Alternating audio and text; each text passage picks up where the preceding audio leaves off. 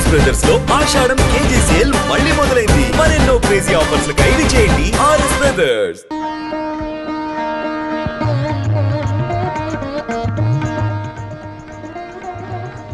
అబ్బాయికి అమ్మాయి నచ్చింది, నాకు మీరు నచ్చారు. మీలాంటి కోటీశ్వర్లు అల్లుడితో విజయం అందడం రిజర్వ్ బ్యాంక్ ని పెరట్లో పెట్టుకున్నట్టే. చాలా సంతోషం.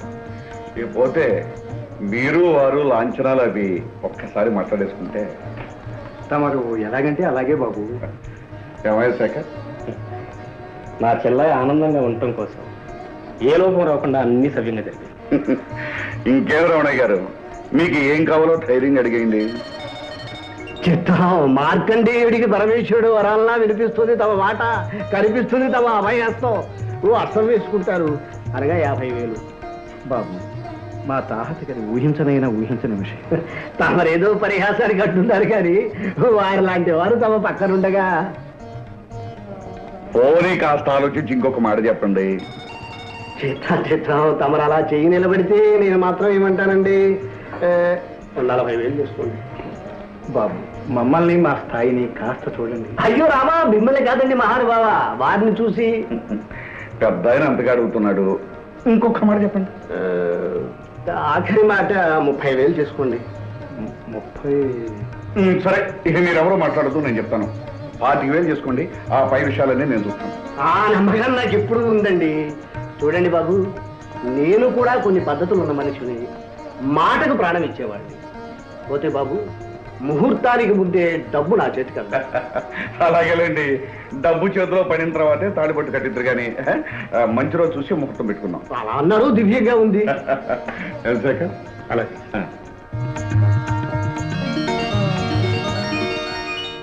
అవుతారం సామాన్లన్నీ కార్లో పెట్టించావా? సామాన్లు టికెట్ పట్టుకుని రంగనాయకులు గారు ముందే విమానాశ్రమానికి వెళ్ళిపోయారండి. నువ్వేం పెడుతున్నావు ఇక్కడ?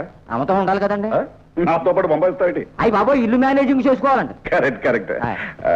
టైం అవుతుంది, శేఖర్ ఇంకా రాలేదు. మరి పాటికి అదిగోనండి, మాటల్లోనే వచ్చేసారు శేఖర్ బాబు గారు.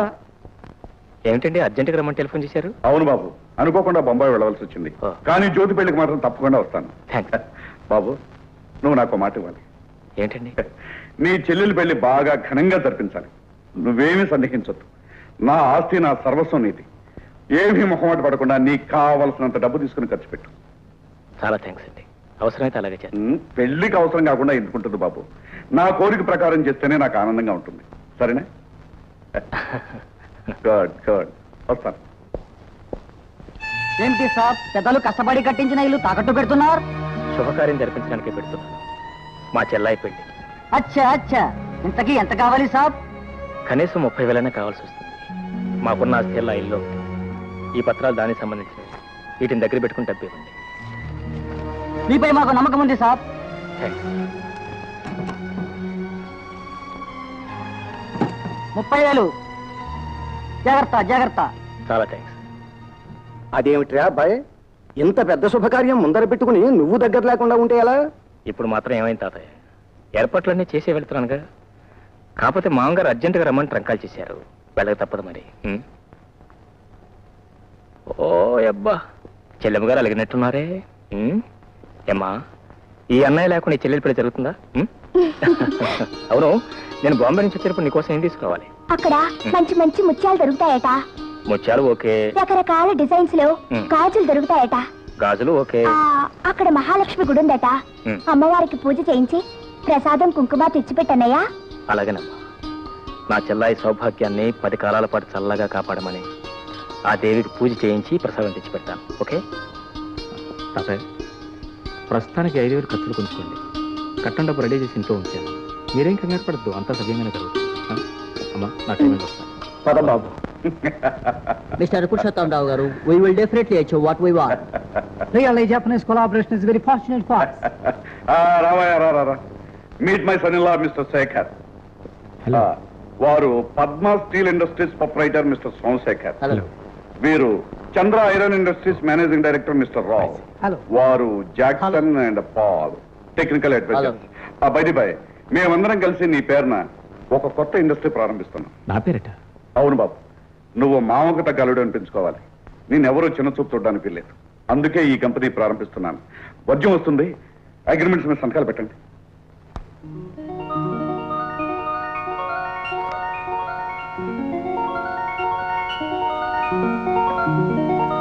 నిజంగా ఇవాళ నా జీవితంలో చాలా సంతోషమైన రోజు.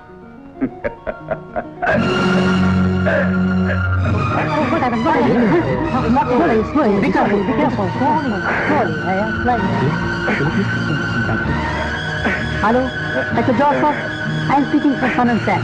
Please come immediately. Yes, please.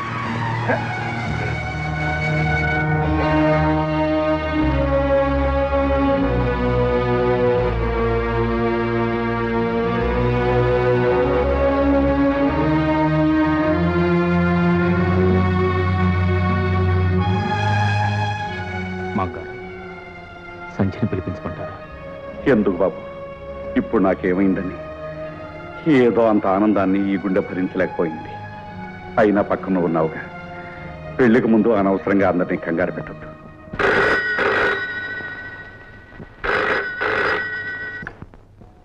Hello, yes Sanjay speaking. Hello Sandhya, నేనే మాట్లాడుతున్నాను. How are you? నేను బాగానే ఉన్నాను. నేను రావడానికి 2 రోజులు ఆలస్యం అవుతుంది. ఇంకా 2 రోజులా? అబ్బా, ఏం చేస్తాం మరి, ఇక్కడికి వచ్చిన పనులు కాలేదు. పోతే ఒక ముఖ్యమైన విషయం, మా చెల్లాయి పెళ్లి కోసం డబ్బు తీసుకొచ్చి మన బెడ్రూమ్లో బీరువా లేదు, దానిలో బ్రీఫ్ కేసులు పెట్టాను. తాతగారు వస్తే ఆయనకి. అలాగేనండి. డాడీ బాగున్నారా? He's quite all right. బాగున్నారు. ఉంటాను మరి. Bye darling. ఏమిటమ్మా, ఎక్కడి నుంచి ఫోను? బాంబే నుంచి. ఆయన రావడానికి ఆలస్యం అవుతుందట. అవసరమైతే డబ్బు తాతగారికి ఇమ్మన్నారు. ఎక్కడున్నా చెల్లెల ఆలోచనే. ఆవిడ పెళ్లి, కట్నాలు, కానుకలు ఇహ అంతే. వెంకట్రావు, పెళ్లికి కావాల్సిన సామాన్లన్నీ రాసుకోవాలి. నువ్వు వెళ్ళి ఆ పురోహితుడి గారిని వెంటనే తీసుకురా. అలాగే తాతయ్య, ఇప్పుడే తీసుకొస్తా. ఏమిటి తాతయ్య, అన్నయ్య ఇంకా రాలేదే? వచ్చేస్తాడమ్మా. ఏదో పెద్ద పని నెత్తిని పడకపోతే ఆగేవాడు కాదు. ఎక్కడున్నా వాడి మనస్సంతా ఇక్కడే ఉంటుంది. ఎలాగైనా వెళ్ళాలి డాక్టర్ గారు. అబ్బాయి చెల్లెలి పెళ్లి మేమిద్దరం దగ్గరుండి జరిపించాల్సిన శుభకార్యం.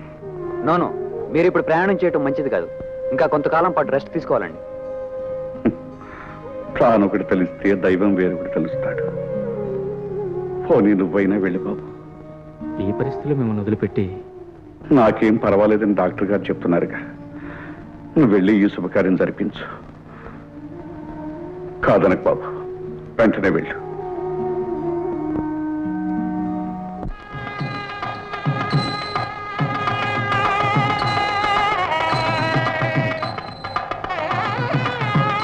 బాబు, నువ్వు అమ్మాయి దగ్గరుండి ఆ వంట పనులన్నీ జాగ్రత్తగా చూసుకోండి. అలాగే మావయ్య, అన్ని పనులు నేను చూసుకుంటానుగా. బాబాయ్ గారు, బాబు దగ్గరుండి అన్ని పనులు జరిపించవలసిన మీ మనవడు, పెళ్లి ఖాయం చేసిన ఆ పెద్ద మనిషి పురుషోత్తమరావు గారు ఇద్దరు ఇంకా రాలేదేమండి? ఏదో తొందర పని నుండి బొంబాయి వెళ్ళారు బాబు. ఈ పాటికి వస్తూనే ఉంటారు. అంతేనంటారా, లేక ఏదైనా మతలబ్? చచ్చా, అవేం మాటలు బాబు. అన్న మాట అక్షరాల జరిపించుకు తీరుతాం బాబు. మీకు జ్ఞాపకం ఉంటే నా మొదటి షరతు కూడా అదే. పెళ్లి కూతురు పెళ్లి కొడుకు పీటల మీద కూర్చునే ముందు ఆ అనుకున్న కట్నం డబ్బు నా చేతిలో పడాలి. అలాగే బాబు, నేను ఇప్పుడే పట్టుకొచ్చి మీకు ఇస్తాను. Your attention please. We regret to announce the departure of flight number 747 from Bombay to Madras will be delayed by 4 hours due to bad weather.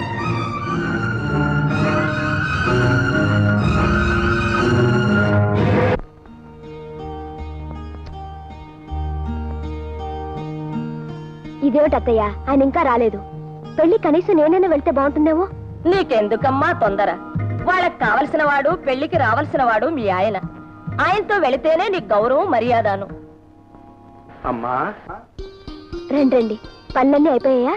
అవుతున్నాయమ్మా. అబ్బాయి వెళ్లే ముందు ఏమైనా చెప్పి వెళ్ళాడా అమ్మా? డబ్బు విషయమేగా? అవునమ్మా, ముహూర్తం దగ్గర పడుతోంది. పెళ్లి కొడుకు తండ్రి తొందర పెడుతున్నాడు. ఉండండి, ఇప్పుడే వస్తాను. ఏమండి, పెళ్లి ఏర్పాట్లన్నీ చాలా ఘనంగా జరిపిస్తున్నట్లుందే. ఏదోలేమ్మా, అంతా భగవంతుడి దయ. అవునవును, అంతా భగవంతుని దయే.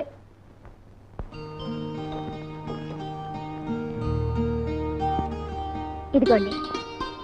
వస్తానమ్మా, నువ్వు కూడా త్వరగా వచ్చేయమ్మా. ఆయన రాగానే ఆయనతో వస్తాను. మంచిదమ్మా.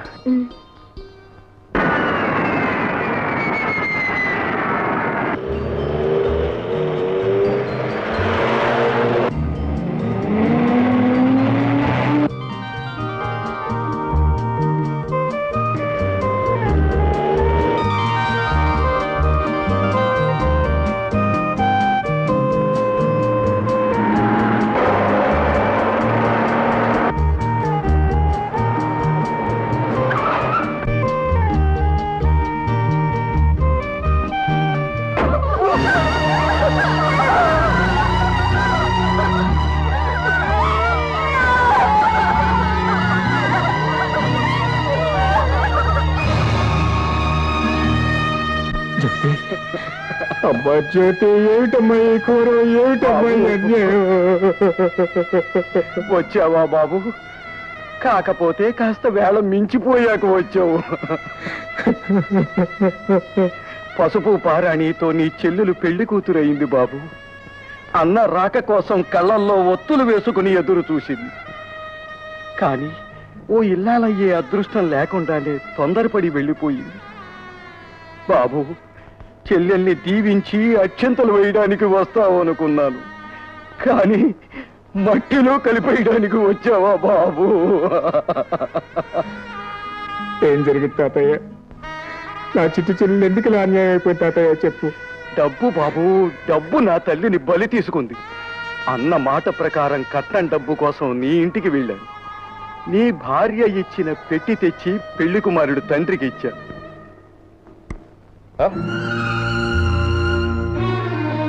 ఏమిటండి ఈ మోసం?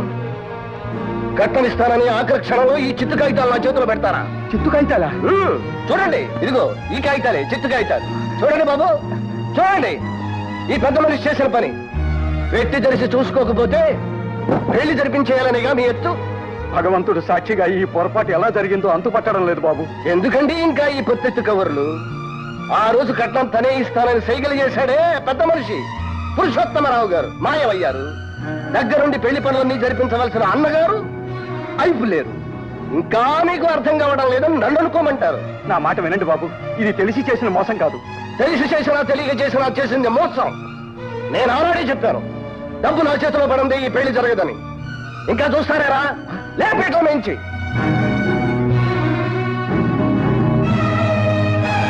బాబు, పెద్దవాడిని చేతులు పట్టుకు బతి మలుతున్నాను. ఆడపిల్ల బతుకు నాశనం చేయకండి. మీ డబ్బుకి ఏం పర్వాలేదు. మా అబ్బాయి రాగానే పైసలతో సహా ఇప్పిస్తాను. నా మాట నమ్మండి. చాలండి, నిశ్చితార్థం మాట నిలబెట్టుకోలేకపోయారు, ఇప్పుడు ప్రాధాయపడుతున్నారు. పెద్ద మనిషి పెద్ద మనిషి రారా, ఇంకా ఏం చూస్తావు? బాబు, నా మాట నమ్మండి బాబు. నా మాట వినండి బాబు. బాబు బాబు నా మాట వినండి బాబు. నా మాట నమ్మండి బాబు. బాబు బాబు నా మాట వినండి. బాబు బాబు బాబు అయ్యో!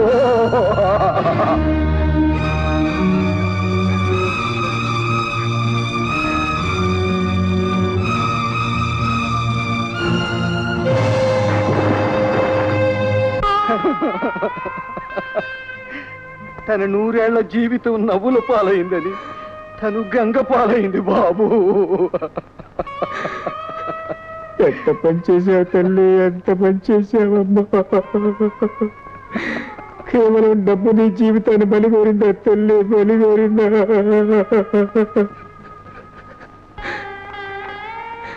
నీ పెళ్ళి ఎంతో అపురూపంగా వైభవంగా జరిపించాలని ఎన్నెన్నో కళ్ళు కన్నానే. ఇప్పుడు అవన్నీ బొమ్మ చేసి నన్ను ఒంటరివాణి చేసి వెళ్ళిపోయావా తల్లి, వెళ్ళిపోయావా? అమ్మా, బొంబాయి నుంచి వచ్చేటప్పుడు ముత్యాలు తీసుకురమ్మన్నావు, తీసుకొచ్చానమ్మా. గాజులు తీసుకురమ్మన్నావు, తీసుకొచ్చానమ్మా. అమ్మా, నీ పేరిట మహాలక్ష్మి గుళ్ళో అర్చన చేయించి పసుపు కుంకుమలు కూడా తీసుకొచ్చానమ్మా, పసుపు కుంకుమలు కూడా తీసుకొచ్చాను. చూపిస్తాను.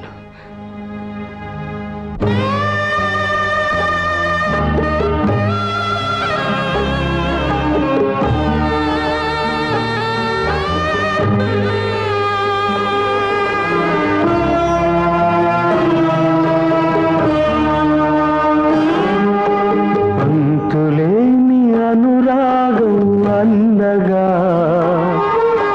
చెల్లిపోని మమకారం చెల్లిగా, జీవించు 1000 ఏళ్ళు చల్లగా, దీవించని నిన్ను అమ్మగా నాన్నగా, వెరసి నీ అన్నగా.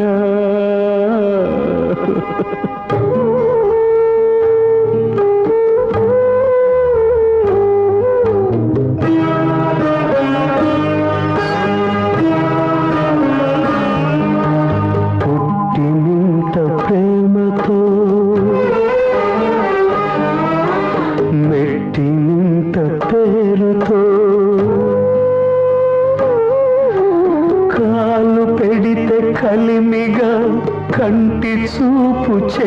నీగా మహాలక్ష్మికి మారుగా మమతల బంగారుగా కలకాలం వర్ధిల్లు కలికి చిలుకగా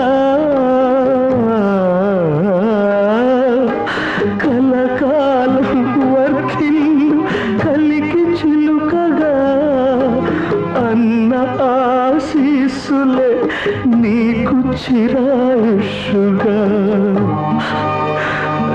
నీకు చిరాయుషుగా.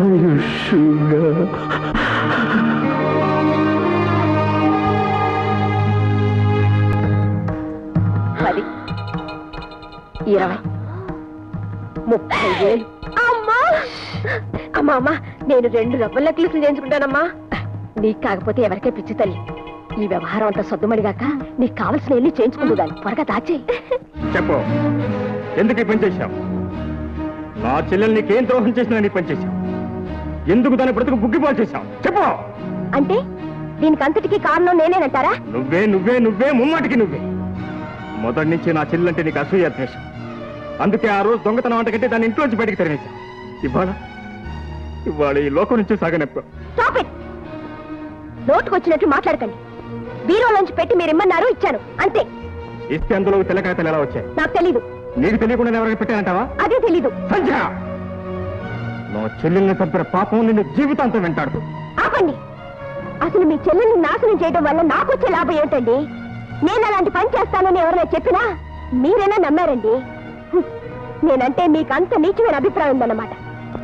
ఎవరో అన్న మాటలు పట్టుకుని నా మీద విచ్చుపడతారా? చిల్లి ఏ మీ చెల్లెల మీద కన్నవారి మీద ప్రేమ ఉంటే పెంచుకోండి. వాళ్ళని నెత్తికెక్కించుకుని ఊరేగండి. అంతేగాని కట్టుకున్న భార్య మీద అభండాలు వేసే హక్కు మీకు లేదు. చేసిన పని సమర్థించుకుంటున్నావా? తప్పు చేయనప్పుడు తల వంచాల్సిన అవసరం లేదంటున్నారు. అంటే ఈ జరిగిన అనర్థానికి నీ సంబంధం లేదు లేదు లేదు. నువ్వు మనిషివి కాదు, రాక్షసి. నీ మొహం చూస్తే పాపం. చూడండి, నేనేం మీ చేతి కింద నీళ్లు తాగి బ్రతకడం లేదు. మీరే నాకు అన్నం పెట్టి పోషించక్కర్లేదు. నా మొహం చూడపోతే గడవండి మీకు. ఆగండి. నా మీద చెయ్యెత్తే అర్హత మీకు లేదు. ఇది నా ఇల్లు, మీరుండేది నా ఇంట్లో. ఓహో, అలాగే అయితే నీ ఇంట్లో నువ్వే ముందు. ఇక్కడ ఒక క్షణం కూడా ఉంది.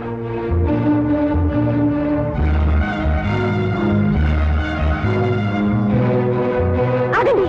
బాబుని ఎక్కడ తీసుకెళ్తున్నారు? నీ నీడ పడంతోటి, నీ జ్ఞాపకాలు కూడా తాకంతోటి వీణ్ణి నా బిడ్డలాగా పెంచుకుంటాను. Good bye.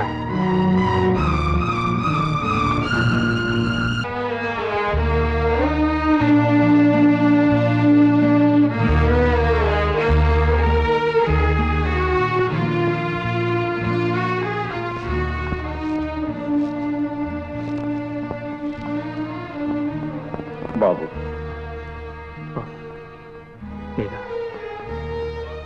ఎప్పుడు వచ్చాను? రండి.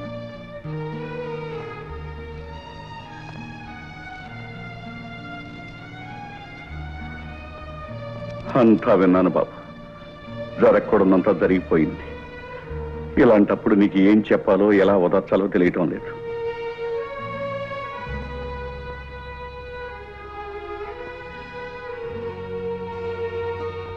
ఈ ఆరోగ్యం ఎలా ఉంది? నా ఆరోగ్యానికేం బాబు, నిండుగా 100 ఏళ్లు బ్రతకవలసిన బిడ్డ వెళ్ళిపోయింది. ఈ పాపిష్టి ప్రాణం ఇంకా ఈ బొందుని పట్టుకు వేలాడుతోంది. నాలాంటి వాడు ఉన్నా ఒకటి, పోయినా ఒకటి. మామగారు, సంచ విషయంలో నేను నాకంతా తెలుసు బాబు. అందుకే ఏమీ మాట్లాడలేకపోతున్నాను. నీలాంటి మనిషి అల్లుడైనందుకు ఆనాడు గర్వపడ్డాను. అలాంటి మనిషి నా కూతురైనందుకు ఈనాడు సిగ్గుపడుతున్నాను.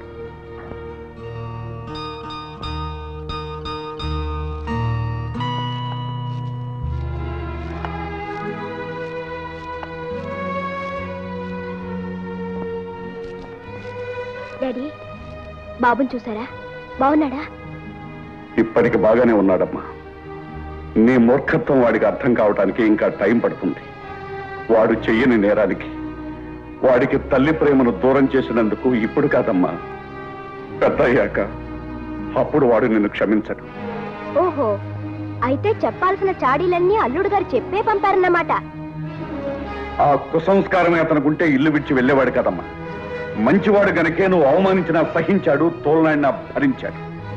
నువ్వే హద్దు మీద ప్రవర్తించి నీచంగా మాట్లాడి భర్తను ఇంట్లోంచి గెట్టేశావు. డాడీ, మీ మనసును ఆయన చెడగొట్టారు. అతనైతే నువ్వు బాగు చేయొచ్చుగా. సంధ్య, పెద్దవాణ్ణిగా చెప్తున్నాను, వెళ్ళి అతనికి క్షమాపణ చెప్పు. క్షమాపణ? అంత తప్పు నేనేం చేశాను? ఏ, ఆయన క్షమించకపోతే నాకు గతి లేదా? ఎందుకు చెప్పాలి డాడీ? ఎందుక? నీ కీసులాట మధ్య ఒక పశువాని జీవితం సర్వనాశనం కాబోతోంది కనుక, భార్యాభర్తల మధ్య అహంకార ప్రసక్తి రాకూడదు కనుక. ఆహా, నాకంటే ఆయనకేదో గొప్ప సంస్కారం ఉందన్నారుగా, పోనీ ఆ పని ఆయనే చేయొచ్చుగా. అతనొచ్చి నీకు క్షమాపణ చెప్పాలా? ఏ, చెప్పడానికి పౌరుషం అడ్డొచ్చిందా? మగవాడు నన్ను అహంకారం అడ్డొచ్చిందా? ఆయన ఏం చేసినా నోరు మూసుకుని పాదాల దగ్గర పడుండాలా? ఈ దేశంలో ఆడదాని జీవితం తెల్ల కాగితం లాంటిది డాడీ. ఇంతకాలం దాని మీద మీరేం రాసినా చెల్లిపోతూ వచ్చింది. కానీ ఆ రోజులు పోయాయి. అలా చూస్తూ ఉండండి, ఆయనే ప్రాధేయపడుతూ తన పొరపాటును ఒప్పుకుని ఈ ఇంట్లో అడుగు పెట్టే రోజు వస్తుంది. మూర్ఖురాల, చేతుల పన్నంటి జీవితాన్ని నాశనం చేసుకునే నీలాంటి దౌర్భాగ్యురాలకి అలాంటి మంచి వాళ్ళ మనసు అర్థం కాదే. కోరి చేసుకున్న భర్తలోని గొప్పతనాన్ని తెలుసుకోలేని నువ్వు ఒక మనిషివేనా? ఏ నాటికైనా నీ పిడివాదమే నీ జీవితాన్ని బలి తీసుకుంటుంది. నీ బతుకిక బాగుపడదు. మీరేమనుకున్నా నాకేం విచారం లేదు డాడీ. నేను పొరపాటు చేయలేదనడానికి నా ఆత్మే సాక్ష్యం. ఎప్పటికైనా